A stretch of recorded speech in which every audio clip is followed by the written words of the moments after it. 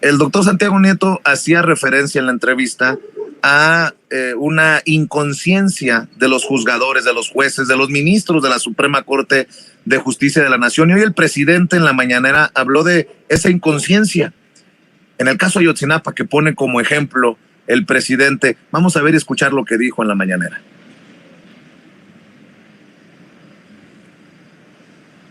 Un poco a toda esta queja del Poder Judicial que se ha venido dando, nos llegó información que en el Contralor de la Suprema Corte de Justicia es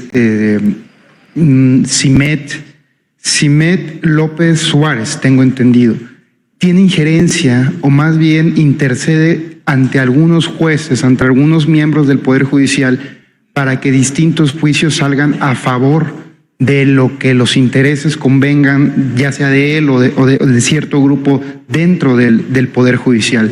Es el caso muy puntualmente de una persona que se encuentra detenida, que es un luchador, Rogelio Reyes, si no me equivoco. Entonces, presidente, ver si se puede atender el tema también y precisamente con base en lo que usted comentaba, no soltar el tema de la corrupción dentro del Poder Judicial, que siempre es una arista que yo creo que en la mayoría, es la mayoría de la queja del pueblo de México, presidente. Gracias.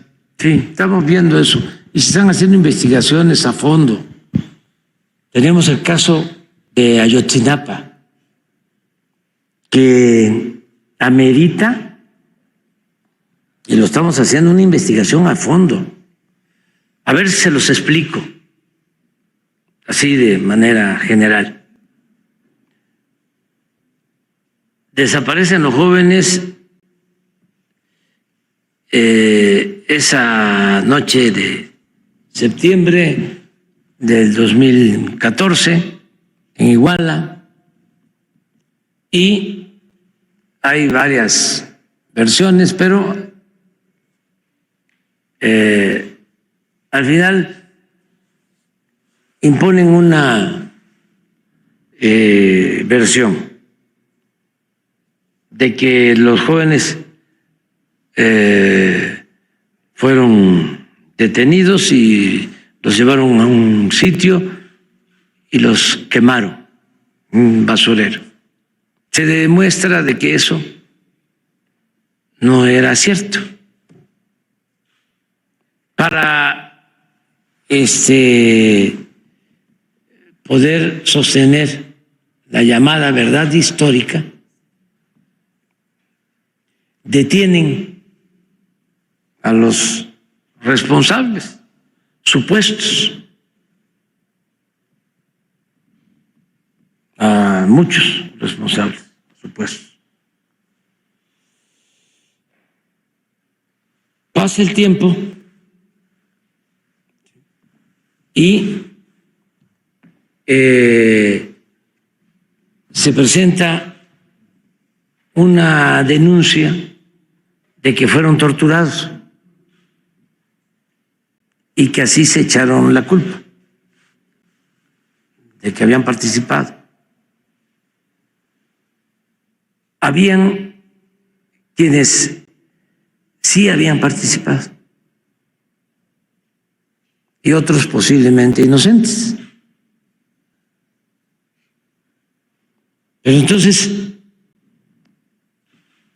sin hacer, sacan hasta videos de las torturas y no hacen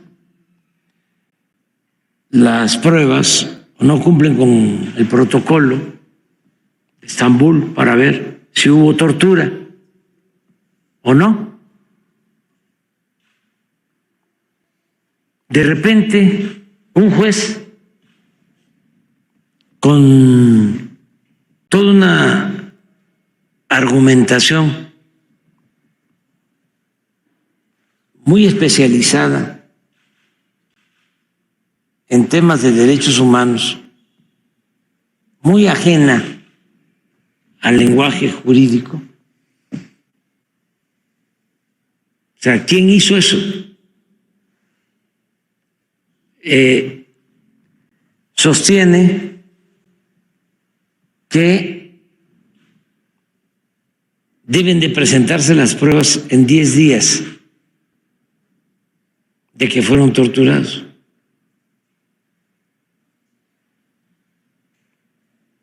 Y obvio, en 10 días, pues no se podían obtener las pruebas. Y creo que se hicieron algunas gestiones, pero nadie quiso hacer los análisis. Se vencen los 10 días y libertad a todos.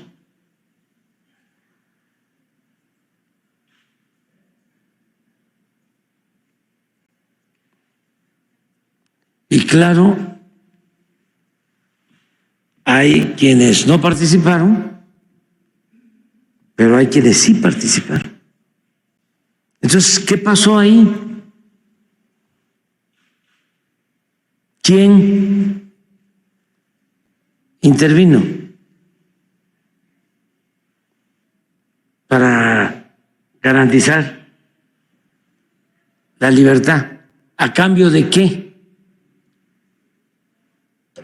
¿Qué preguntas tan fuertes, Alina, Eric, para desmenuzar esto que pone como ejemplo el presidente Andrés Manuel López Obrador y un poder judicial que verdaderamente está podrido? Alina, escucho tus comentarios.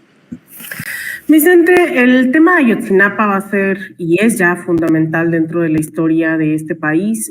Fue un quiebre brutal, muchos y muchas insistíamos a través de denuncias, medios, redes sociales, que estábamos en un momento pues que no se había vivido en la historia de México, muy similar a lo que vivió Colombia durante los 90s, que era la conformación de un narcoestado. Eso evidenció Ayotzinapa, la colusión entre criminales, gobiernos locales, estatales e incluso el más alto mando, que era el presidente Peña Nieto. Sin embargo, eso dijeron que no era así, que éramos conspiranoicos, que ya se había constituido la verdad histórica. Sin embargo, poco a poco se fue desarmando, se fue desmantelando esta verdad histórica y dio cuenta de que efectivamente había habido una colusión en las autoridades locales, municipales, estatales, federales, etcétera, etcétera. Y es más simbólico aún, pensando en que aún con todas estas investigaciones todavía no sabemos del paradero de estos jóvenes normalistas, que además, pues excluido jóvenes que históricamente acceden a las normales rurales provenientes de familias campesinas, trabajadoras, esperando ver un ascenso, ¿no?, social, económico dentro de sus poblaciones. Y esos muchachos reflejo de ese México profundo, olvidado, que en algún momento se les recordó, se pensó en eso durante el cardenismo y por eso se construyeron estas normales rurales, se estableció todo un programa de profesores y con profesores del campo, etcétera, etcétera.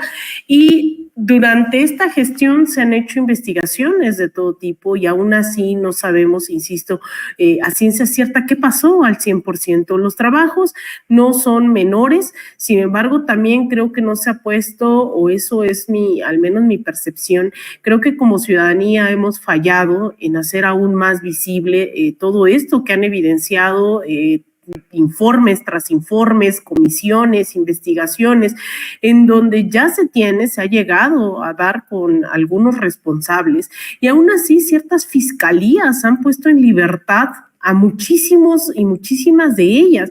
Se ha comprobado que algunos durante esta investigación que habían levantado, según Peña Nieto, fueron torturados. Se habló de miles de irregularidades. Estamos ante el único compromiso que no se ha cumplido en este sexenio y es bastante decirlo, por eso es tan delicado que tengamos que hablar de esto.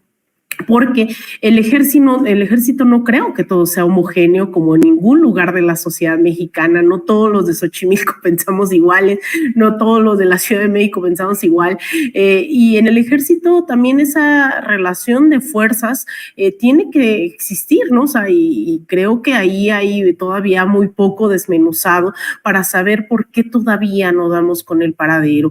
Insisto que es muy fuerte pensar en que este es el único compromiso que todavía el presidente López Obrador no ha logrado esclarecer, producto de una serie de relación entre las autoridades en ese momento, entre las Fuerzas Armadas, entre los grupos de narcotráfico que pues evidenciaron después que efectivamente estaban coludidos todos estos personajes, desde el más arriba hasta el cabo, ¿no? Allí en Iguala, etcétera, etcétera. Cierto. Así que yo creo que hay que seguir evidenciando, Vicente, seguir poniendo nombres y apellidos de estos fiscales, seguir poniendo nombres y apellidos de los responsables, y también como sociedad yo creo que con eso cierro, no dejar solas a las familias, que muchos de ellos ya fallecieron en el camino, muchos de ellos no van a saber nunca qué pasó con sus hijos, y creo que ahí todavía tenemos que seguir presionando para saber, para llegar a la justicia entre todos y todas. Y seguir exhibiendo un poder judicial que ni en este caso emblemático, mi querido Eric Gutiérrez, pues hace la chamba con honestidad.